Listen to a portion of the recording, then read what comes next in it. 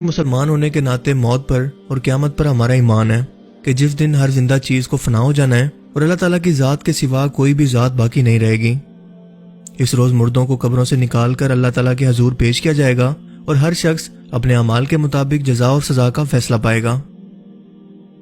قیامت کے متعلق تمام انبیاء کرام نے اپنی اپنی امت کے لوگوں کو ڈرایا، لیکن حضور نبی کریم صلی اللہ علیہ وآلہ وسلم چونکہ آخری نبی ہیں اور آپ کے بعد قیامت تک کوئی نبی نہیں آنا تھا، لہٰذا آپ نے قیامت کی تمام نشانیوں کو کھول کھول کر امت کو بیان فرما دیا اور انہیں واضح طور پر امت کے سامنے اس طرح سے بیان کر دیا کہ لوگ جب بھی انہیں اپنے سامنے ہوتا دیکھیں تو سمجھ جائیں کہ یہ قیامت کی نشانی ہے۔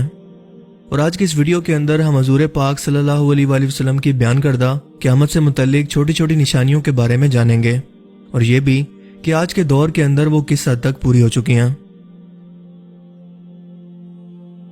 حضرت ابن مسعود رضی اللہ تعالیٰ عنہ سے روایت ہے کہ میں نے حضور پاک صلی اللہ علیہ وآلہ وسلم سے قیامت سے متعلق سوال کیا کہ اے اللہ کے رسول، کیا آپ کو اس دن کے متعلق کچھ علم ہے؟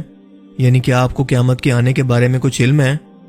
آپ صلی اللہ علیہ وآلہ وسلم نے فرمایا کہ ہاں، اور قیامت کے بارے میں بہت ساری نشانیوں کو بیان فرما دیا جن کے بارے میں ہر مسلمان کو جاننا انتہائی ضروری ہے تاکہ وہ ان نشانیوں کو اپنے سامنے ہوتا دیکھیں تو فوراً سے پہچان لیں۔ ویسے تو ان نشانیوں کی فہرست بہت لمبی ہے، لیکن ان میں سے جو اہم ترین ہیں ان کو آج کی اس ویڈیو کے اندر ہم ڈسکس کریں گے۔ اللہ کے رسول صلی اللہ علیہ وآلہ وسلم نے جو پہلی نشانی قیامت کے متعلق بیان فرمائی وہ یہ تھی کہ آخری وقتوں کے اندر بچے غصے سے بھرے ہوں گے، یعنی کہ غصے کے اندر وہ ماں باپ اور بڑوں کا ادب و احترام بھول جائیں گے۔ پھر فرمایا کہ تذابیت سے بھری جلانے والی بارشیں ہوں گی، برے لوگوں کی کثرت ہوگی، لوگ بے ایمان اور ناقابل اعتماد لوگوں پر بھروسہ کریں گے، یعنی کہ قابل اعتماد لوگوں کو جھوٹا سمجھیں گے، جس کا اندازہ ہم دنیا بھر کے لیڈرز کی طویل فہرست کو دیکھ کر آسانی سے لگا سکتے ہیں کہ سچے لوگوں کو جھوٹا اور جھوٹے لوگوں کو سچا بنا کر آج ہمارا میڈیا کس طرح سے عوام کو بیوقوف بناتا ہے، انہیں حقائق سے دور کر کے اور گمراہ کر کے۔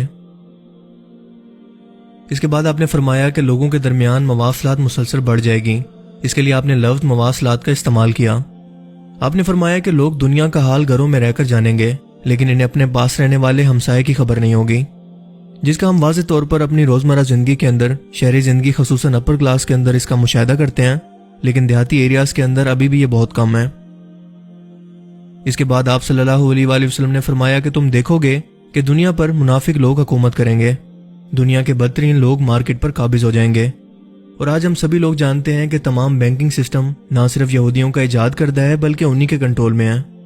اس کے علاوہ بڑے بڑے مالیاتی ادارے جیسے کہ ورلڈ بینک اور IMF وغیرہ بھی انہی کے کنٹرول میں ہیں، جن کی بدولت یہ پوری دنیا کے معاشی نظام کے اندر اپنی جڑوں کو پھیلائے رکھتے ہیں اور کسی بھی وقت انہیں معاشی طور پر تباہ کر سکتے ہیں۔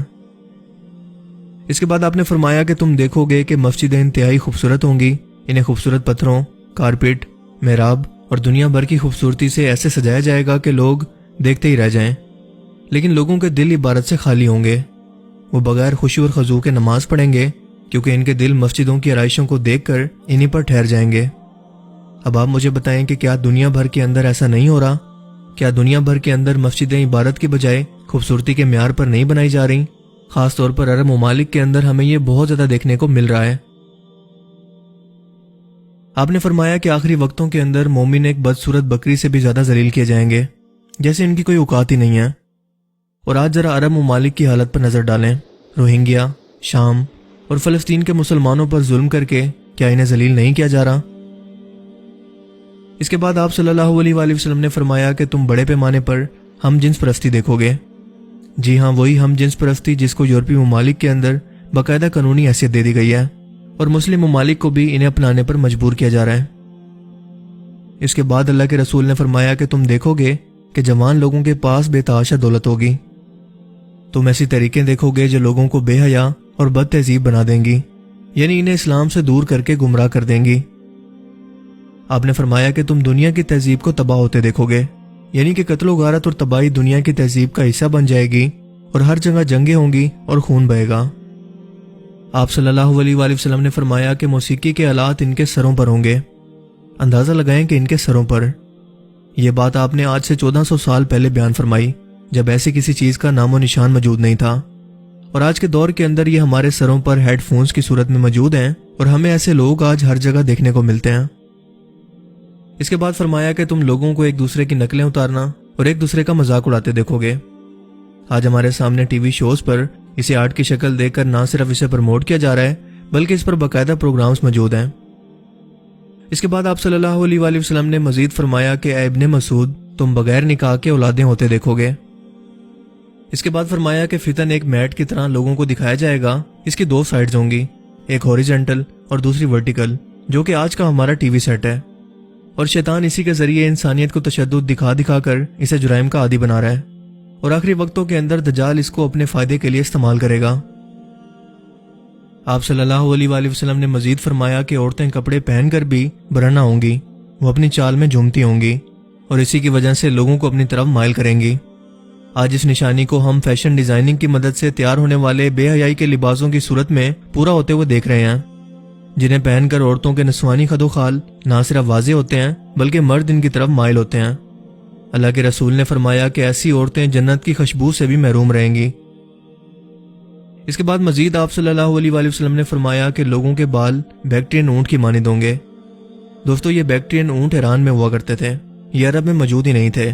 पहली बार ईरान से जब ये अरब में आए तो अरब के लोगों ने इन्हें पहली बार देखा। आप सल्लल्लाहु अलैहि वसल्लम ने फरमाया कि ऐसे लोग जन्नत में दाखिल नहीं होंगे। बेशक अल्लाह के रसूल सल्लल्लाहु अलैहि वसल्लम ने सच फरमाया। आप सल्लल्लाहु अलैहि वसल्लम ने फरमाया कि मेरी उम्मत के लोग नशा आवर चीजें ना सिर्फ इस्तेमाल करेंगे बल्कि इसे दूसरे नामों से पुकारेंगे।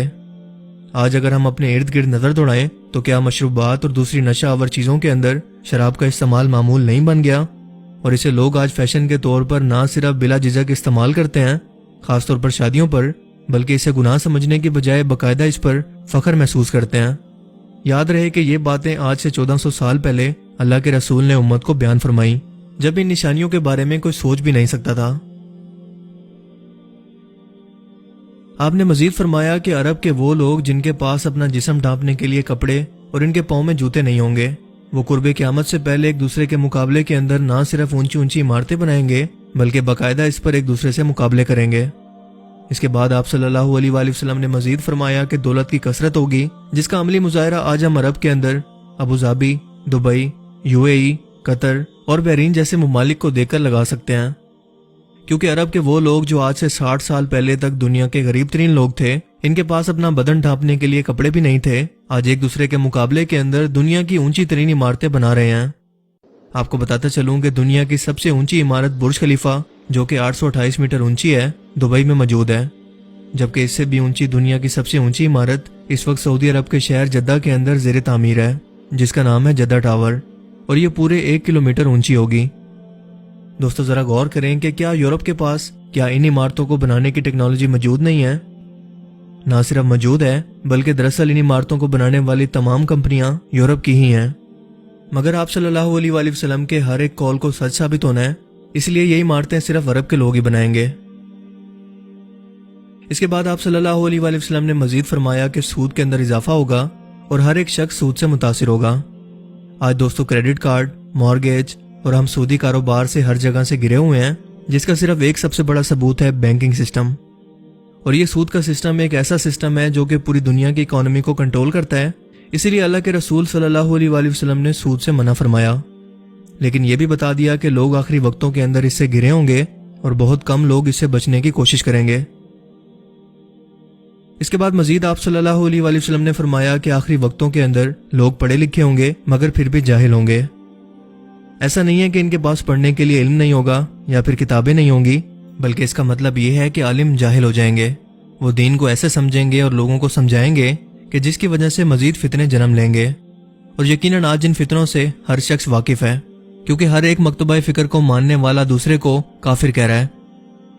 इसके बाद आप सल्लल्लाहु अलैहि वसल्लम ने मजीद फरमाया कि मर्द अपनी बीवी के तात करेगा मगर माँ की नहीं, वो दोस्तों की बात सुनेगा मगर बाप को दुत्कारेगा। क्या आज हमारी नौजवान नस्ल ऐसा नहीं कर रही?